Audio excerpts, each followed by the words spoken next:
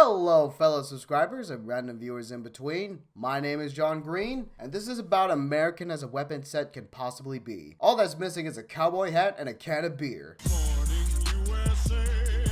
I got a feeling that it's gonna be a wonderful day. The sun in the sky has a smile on his face, and he's shining a salute to the American race.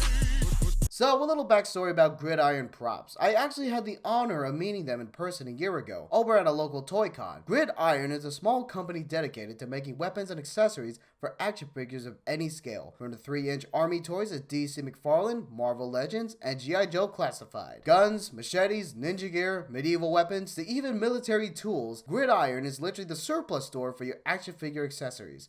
With all that being said, recently they came out with a fun original wave that we'll be looking at today. Loadout number 1, the weapon pack that started off their combat football theme. Far as I can tell, everything is 3D printed with a resin printer. Resin printers are known to print cleaner and smoother 3D models without those ugly printer lines you usually have to sand out. The sculpt of the helmet, the heavy machine gun, and the ammo carrier are clean, and if I recall, mostly original models. Now, slapping a football helmet along with some guns would not be enough, so GridIron, being the mad geniuses that they are, had the great idea to turn footballs into grenades. This is like Escape from New York Mad Max level creativity, and I love it. As you probably noticed, the weapons are not painted, and the reason for that is because GridIron encourages the buyers to add their own paint onto the weapons they buy. There are most packs already colored in factory colored black and the like, but I personally like to paint my own stuff. These football grenades also have weapon storage. These little things here go on the thighs of your action figure of choice and allows the sport themed explosives to be stored. Just fair warning, these sticky pads behind the bomb holders are a punk to remove if you want to put them on a different figure. I suggest heating them with a hairdryer for a bit before attempting to remove them. The ammo carrier is kind of a tricky situation too. It's not designed to go on most action figures, sadly. Action Force and G.I. Joe Classified seem to be the only figures most of GridIron's catalog is tailored for. There are some Marvel Legends that can have the ammo carrier on their back,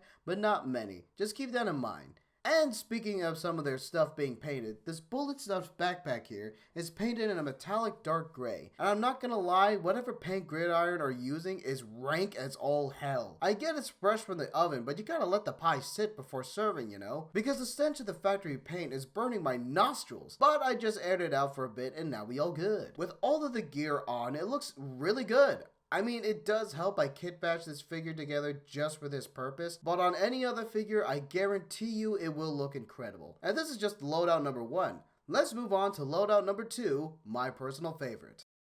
This is the most simple loadout in the best way. Loadout number 2, nicknamed the Icebox, is basically taking the theme of post-apocalyptic 80s craziness and applying that to this. Loadout number 2 has another football helmet, shoulder padding, and the best melee weapon ever, a football with chain. I love this thing. And a standard heavy machine gun. The shoulder padding also has weapon storage on the back for the melee weapon and a gun holster on the front for this included revolver. Speaking of said padding, this looks good.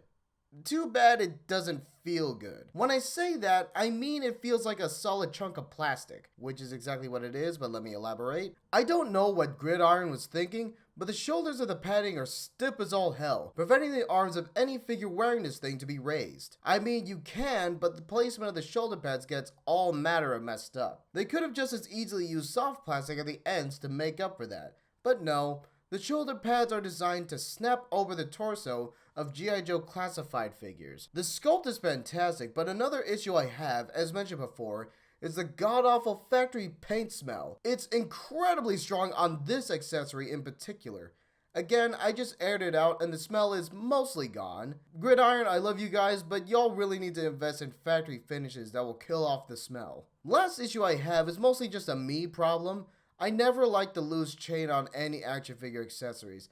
I get it's for realism and style purposes, but I am a stop motion animator. I've seen many of my fellow animators work with loose stringy objects in their animations before, but I ain't gonna do that to myself. If I was GridIron, I would have gone the bendy wire or posable chain route. Having articulated segments on items like this would allow for more posing options and zero need for a stand just for an accessory. Overall though, despite all the issues, I still love the Icebox loadout. I mean, hell, I'm buying a third football-themed weapons pack titled the Swamp Biker. I have been a long-time buyer of GridIron's products, so I know what they are capable of and the top quality they offer.